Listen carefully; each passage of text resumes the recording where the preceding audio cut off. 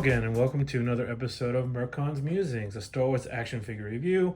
And today we're reviewing IG-88, the fearsome bounty hunter from The Empire Strikes Back. So this figure is going to be the fourth figure in The Empire Strikes Back Kenner Wave 1. And we're going to look at a series of figures that you see in front of us.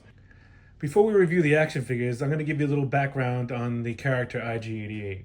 So IG-88 was an IG series assassin droid manufactured by Halawan Laboratories. IG-8 realized his skill and desire to kill the moment he was activated and turned on his creators, killing everyone in the lab. So after serving as a war droid, he decided to become a bounty hunter because it gave him the chance to kill organics and even earn credits. So over time, IG-88 became one of the most feared bounty hunters in the galaxy, gaining notoriety comparable to the one and only Boba Fett. So let's take a look at these action figures. So this is the Kenner 1980s version. As you can see, I have two different ones here. This one is, I guess the regular one you see. There's a variant that I'll go into next, but this is the regular version. So he comes equipped with the Blast Tech DLT-20A blaster rifle, which you see here, which is another Kenner action figure weapon that's only usable for this character. They don't give this to any other character in the line. And he's got a E11 blaster in the other hand, which is this one here, the Stormtrooper blaster. So this is actually a pretty good figure for 1980s Kenner. I mean, the sculpt is really good. As you can see, there's lots of details on the back and the front, and it's got 5 points of articulation, believe it or not. The arms move, and the head will actually turn, which is kind of cool.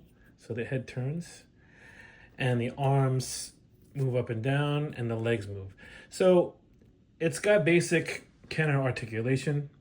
It's not a bad action figure. The sculpt is pretty good for the time, especially. It still holds up kind of well even today in a way, but I wouldn't put it next to the Saga collection one from 2007, which we're going to go into deep detail. But it's really not that bad of an action figure. I'd say it's one of the better ones Kenner came out in its run. So as I said before, this other one is from Kenner, and it is just a variant of the same figure. As you can see, the color is much grayer and lighter, whereas the other one, the first one, had more metallic color. So this is an interesting figure. I bought it by accident. I thought it was just a regular one, but I noticed when I got it home, I had the similar one, but it was a totally different color. So did some research. This is a variant of the same action figure.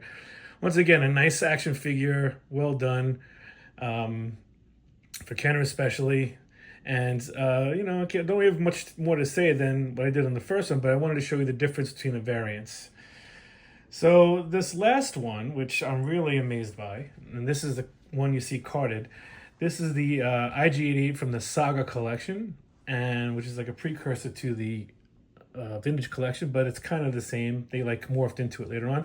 This is one of the coolest bounty hunters ever. Just like the Bosk, the detail on this thing is insane, and it's just amazing. So I'm going to go over this as there's a lot to happen here. So obviously it's got lots of articulation. It's got insert joints on the legs, so the legs can actually bend. It's got insert joints on the arms, as you can see. And it's got a swivel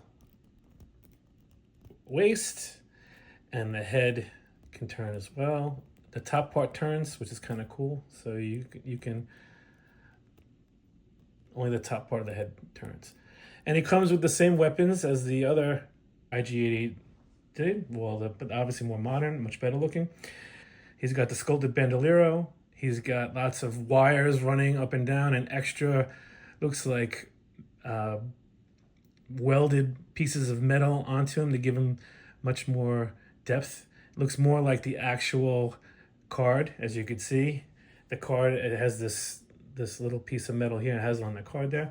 And what's even more interesting about this thing, on the back, it's got a weapon, like a vibro blade, And the weird thing is, it's got a holster, but the gun won't fit. The E11 blaster won't fit in it. So I don't know why they did it. It would have been cool if they made it so that you could fit the E11 in there, but it doesn't. But it's still a nice feature anyway.